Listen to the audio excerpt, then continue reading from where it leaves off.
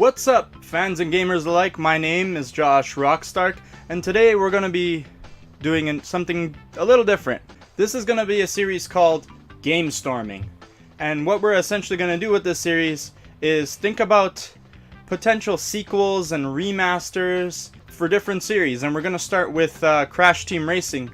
And I've always often thought in my head, since the Insane Trilogy came out, what would the same treatment look like if it was for Crash Team Racing? What would that same level of polish, that same dedication, that same heart put towards a remaster of Crash Team Racing would look like? This is going to be my personal perfect Crash Team Racing remaster. And I have a couple notes. I have Crash Team Racing, a wonderful game, up on the screen. And we're going to dissect and see what the remaster that Activision and Vicarious Visions, if they decide to make the game again, I hope they may decide to make the game again because they did an amazing job with Insane, they'd have to do to make this perfect remaster that we're gonna sort of brainstorm here in this video. So first off, they need to nail the sense of speed and the tight controls that this game is absolutely known for. It's the thing this game is absolutely wonderfully crafted, and if they mess with that, it's not gonna feel the same. Fans of the series are not gonna feel the same about the game if they don't nail that. Like that tight turning that you can choose to take your turn wide, or you can choose to take your turn tight and just boost your way quicker through the turns. That's all got to get done.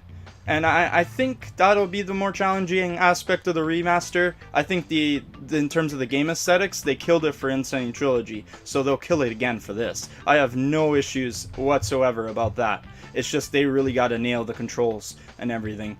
I'm sure they'll probably get like a mesh of all the layout and everything if this is really in the works. The other thing that they can do is change the game slightly.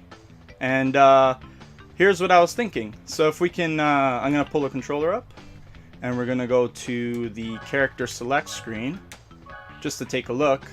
If you notice we're missing Trophy, well, this is my file from the Twitch stream, which we're going to be completing this Friday. So you're going to want to come and see that, because we're going to beat the rest of those time trials for Entropy, and then we'll unlock them. And we're also going to do the time trial relics and try to complete those as well. You're going to want to come on this Friday and see that. But yeah, back to the point I was trying to make. On the character select screen, so far we've got 15 characters. And they're slotted into different categories. Now hopping over to the character select for adventure mode, as you can see, they each have different stats. So we've got, if we start from the beginning, we've got Crash, Bandicoot, and Cortex. Titled Intermediate, but they're the balanced class, where they're about 3 out of 5 on each stat, between speed, acceleration, and turning. Then you've got Tiny, who's part of the speed class, who's got full 5 out of 5 speed, but his acceleration is 2 out of 5 and turning is 1 out of 5. Same with Dingodile here. He's the same way as Tiny. He's part of the speed class. Then we've got the acceleration class in Coco and Engine, and they've got like 5 out of 5 on acceleration. They've got 2 out of 5 on turning and 3 out of 5 on speed. Lastly, you've got Polar and Pura, where you got like a 2 out of 5 on speed, a 3 out of 5 on acceleration, but their turning is immaculate. It's 5 out of 5 for both cases. So part of that thinking is that we could add more characters, more racers to the roster. And if you've noticed, out of the bosses, when you put the bosses together with the characters that have been put in this game, there's a couple standouts that are missing. First off, right off the bat, right in the character select screen, something we've always wanted, and many people have tried using GameShark to get, it's Oxide. We don't have Oxide in the game playable. Even after you beat his Oxide time trials, he doesn't become unlockable. He's not there. So we really want him in the game. Like, you can make him unlockable as part of his time trials. That'd be the ultimate challenge and the best way to unlock him, in my opinion. You could probably make him unlockable after beating Adventure Mode 100%, beating him the last time where he decides to frig off and leave Earth alone. That would be another way. I'd say I'd want the Oxide time trials, because that way we suffer to have him. And in terms of his stats, make him a 5 out of 5 on everything. Just make him, like, ridiculous. Make him super good. Or you can make him like a 4 out of 5. Whatever. Then, if you've noticed, we have Komodo Joe in the game, but we don't have his brother, Komodo Mo, in the game. So, he would be perfect to be added to the game. And then, going back to all the way to Crash 1, we have Koala Kong, who could be added to the game, and Brio. Two perfect people, really well-known characters in the trilogy. They'd be perfect to be added to the game as well. Lastly, I want to put Baby T in the game, because he's also a rideable character in the game, in Warped. Why don't we put him in the game, like Polar and Purr are in here? Why not? He'd be perfect for it. And that would bring our racer total to 20. Going back to the stats, we'd have the balance class, we'd have Crash and Cortex. The acceleration class, we have Coco and Engine. The speed class, we have Tiny and Dingodile. And then handling, we have Polar and Purra. Now if you add the unlockable characters that are already in Crash Team Racing, you've got, as part of the balance class, you've got Fake Crash and Komodo Joe. I believe Komodo Joe is in that class. I could be wrong. Maybe he's in the acceleration class. Someone can let me know in the comment section and I can make a little quick edit. But moving along to the acceleration class, we've got Pinstripe added to it. He's definitely, I know for sure, he's absolutely in that class. Then added to the speed class, we've got Entropy and Papu Papu, for sure. And then added to the handling class, we've got Ripperoo and Penta. If we wanted to add these new characters, we'd add Komodo Mo, I think is perfect in the balance class. So that's 1 for balanced. Then we've got part of the speed class, we'll add Koala Kong. Absolutely, like, I think there's no question there. Brio fits perfectly in the acceleration class. He'd be sort of like Engine. That's the parallel for me. And I think he'd be perfect in the acceleration class. And Baby T, no brainer. Put him in the handling class. He fits there absolutely perfectly, just like Polar, Purra, and Penta. Now what about unlocking these characters? So we talked about Oxide as part of his time trials. I think that's still the best way we should be able to unlock him. That's the most rewarding way. And then my thinking is that for each character, like how we said Komodo Mo is in the balanced category, I think beating Adventure Mode 100% with a balanced racer is the way to unlock him. That's just my opinion. That's what I'm thinking. Maybe you have your own opinions about how you want to unlock characters, but I would personally love it if we could beat the mode 100% with a balanced character to unlock Komodo Mo, the balanced character. And you can sort of go through it with the other characters too, like a speed character, beat it 100% to unlock Koala Kong, Brio, beat him with an acceleration character, and then Baby T, beat him with a 100% handling character. As you've noticed, we got Crash, Cortex, we've got Tiny, we've got Coco, we got Engine, Dingodile, Polar, and lastly Purra. But that's it. That's all you can play as in Adventure Mode. I would like to see all the characters playable in Adventure Mode. Maybe not right off the beginning, we'll start with the original 8, but as you unlock the characters the first time you play them around, why not have them playable in Adventure Mode? Now, there's the argument that, like, oh wait, the characters are bosses, and what happens if you pick Papu Papu and then now he's got to race himself? That doesn't make sense. This is a video game. Come on, guys. I'm sure we've seen other cases where this has happened before. Like, relax, chill. Like, I think that this is a video game first and foremost, and that to make this the best game that it could be, the best remaster it could be, then I think, like, concessions like that should be made. And then that way we'll be able to play Adventure Mode with whoever we want. Aside maybe from Oxide, I don't know. Maybe, like, after you've unlocked him, you can play as him in adventure mode, or like after some stipulation, like after you've unlocked all the other characters, he'll appear as a playable character in adventure mode, and then you can beat him. He can beat himself in the last boss. So Oxide's proving he's like the greatest racer in the galaxy, and like the plan goes through after all. I don't know, something interesting like that. I'm not necessarily saying that they need to change any of the story, because I think adventure mode is perfect the way it is. They do not need to change a single thing about that mode. That mode is still fun. It's got plenty of content to keep you busy. It's not like it's lacking anything at all.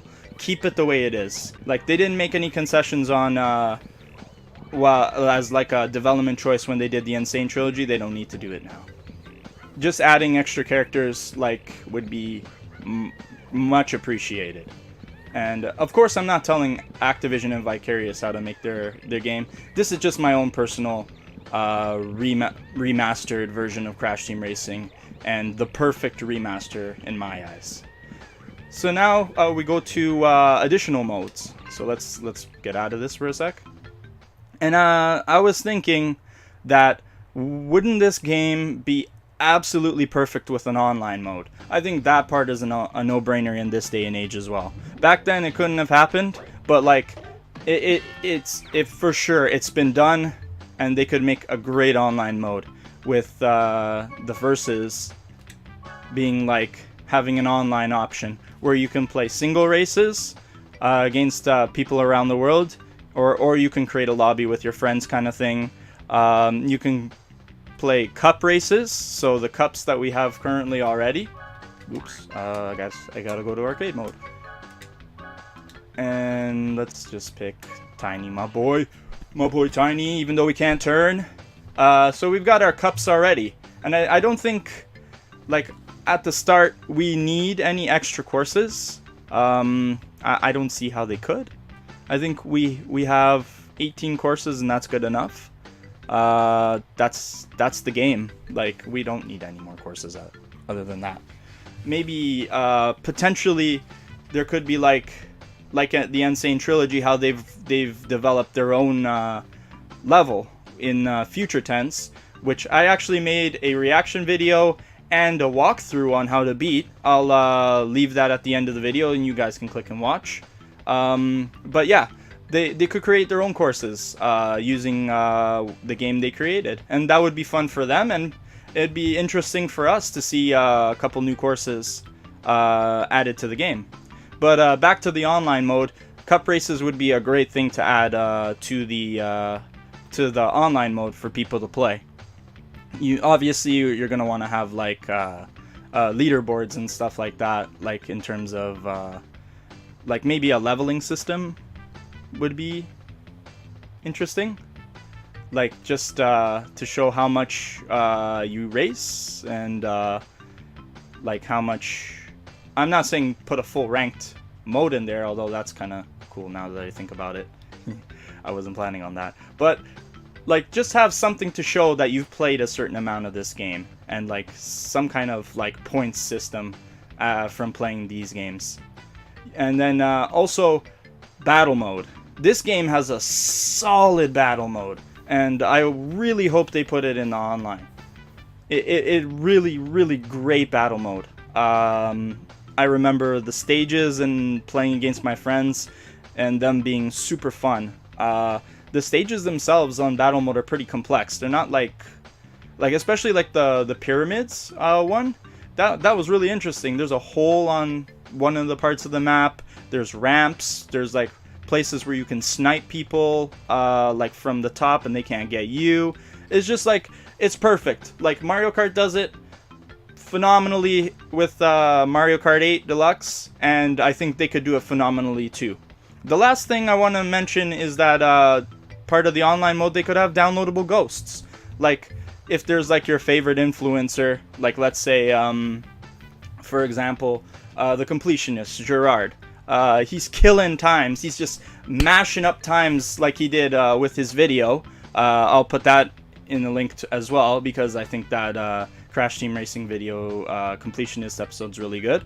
He had to mash up times, like to the point where you got to like developer times and stuff. And then what if you download his ghost and you want to beat his ghost? You want to beat his time? Probably not, but like, because you have to be moving pretty fast to beat his times. But like, it'd be something cool. Like, what if I downloaded my friend's ghost and kicked his ass, and then I could like, there's something else that says like, oh, Josh Rockstark has beaten your ghost. Hop back into the game and challenge him, and it automatically downloads his ghost. Wouldn't that be sick? Like, then like there's the competitive aspect of it. Like, there's the challenge being presented for you to beat those ghosts, and like there's like could be like an ecosystem of people trying to beat each other's race times and like beat their lap times. I just think it'd be like a really, really cool idea. So that's what I'm thinking my perfect Crash Team Racing Remaster is. Everything else that I haven't mentioned, don't even worry about it. It's perfect already. It just needs to be upscaled with the beautiful graphics that they already include, and included in the Insane Trilogy.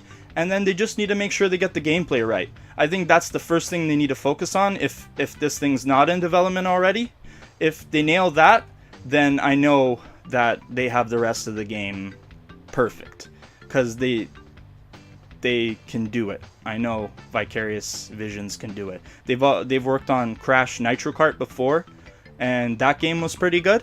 I admittedly didn't match the feel and speed, but that's something that they can correct this time around and make this game really amazing. So that's been my perfect Crash Team Racing Remastered. I hope you guys enjoyed the video. I want to do more Gamestorming videos. I'm thinking already of series that I want to continue playing.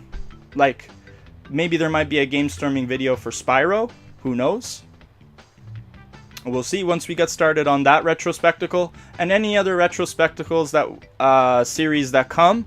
I have already one in mind that would make a very, very good Gamestorming video, and it would be based on a product that we already got and were disappointed with. That's a little hint for you guys if I ever decide to announce that series. But yeah, that's the video. Thank you so much for watching. My name is Josh Rockstark, and peace out.